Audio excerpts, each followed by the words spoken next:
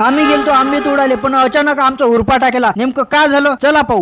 रोजच्या कामाले कंटाळून आम्ही काढला एक टूर. सोबत्याचीच गाडी न सोबत्याच पेट्रोल. पहिला स्टॉप पेट्रोल ओलांडलं. इकडे जाते वरझडीने, इकडे जाते कायर. 18 नंबर पूल तुम्हाला तर माहितच असन.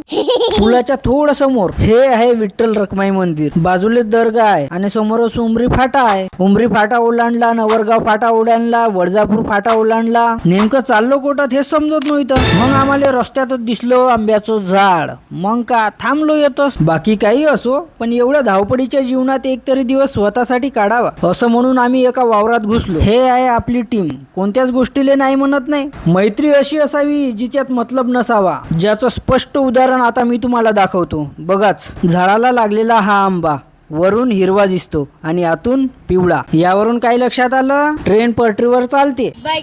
समज रे. हे आमचे धुरंधर, एकापेक्षा एक भारी. पहा कसा घासते.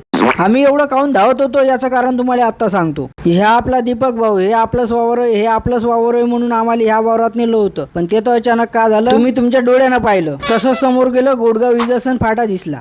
कायरच्या जगन्नाथ महाराज मंदिरात होतं लग्न. त्याचा नाचलो न समोर निघलो. हा आहे कायरचा आठवडी बाजार. बाजार आणि कच्चा चिवडा वेगळीच मज्जा आहे, आणि ते बी आजीच्या हातचा. आता तुम्हाला विचार पडला असं, आम्ही चाललो पण नेमकं चाललो कुठं? याचं उत्तर मी नाही देणार. जर तुम्हाला खरंच हे ठिकाण माहित असेल तर कमेंट मध्ये नक्की सांगा. फायनली आम्ही पोचलो आमच्या डेस्टिनेशन वर. सोबत घेतले होते मस्त टिफिन आणि कॅन. शहराच्या दूर या जंगलातील एका मंदिरात येऊन मन प्रसन्न झालं. पण या ठिकाणी असलेलं पाणी पूर्ण आटून गेलं. याला जबाबदार आपणच. बाकी ठिकाण एक नंबर आहे. आम्हाला लागून होती भयंकर भूक, म्हणून पोरं लागले तयारीले ना मी गेलो दर्शनाले. खरंच अशा ठिकाणी मन एकदम प्रसन्न होऊन जाते. बाकी या जेवणाची मजा कोणत्याच 5 स्टार हॉटेलच्या जेवणाले नाही आहे. तुम्हाला आठवते का तुम्ही अशी डबा पार्टी कधी केली होती?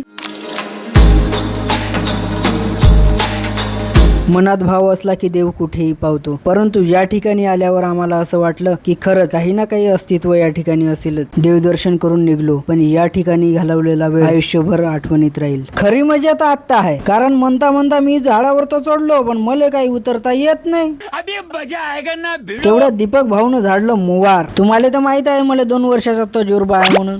मित्रांनो, 1 नंबर मुवार झालो. कसं आहे का नाही?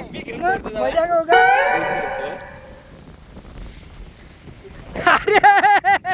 इस सज्जन को क्या तकलीफ है भाई? तुम्ही झाडलं का असं गावरानी मोवार? याले म्हणते ओरिजिनल सहज. पाहून घ्या, बम चाटून पुसून खाल्लं आम्ही. घ्या ना थोडस. नाही मी हात धरून देतो, फक्त मा व्हिडिओ घेतो. याची नवारी नाही आम्हाला. हो का? आजवर किती मोवार झाडले तुम्ही? आजवर किती मोवार झाले? आगे झाडते का तू?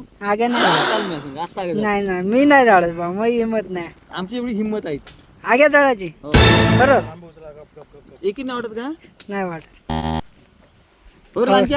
चालेल का नाही रे? शेवटी आमची ट्रिप इथंच संपली आणि उद्यापासून पुन्हा कामावर.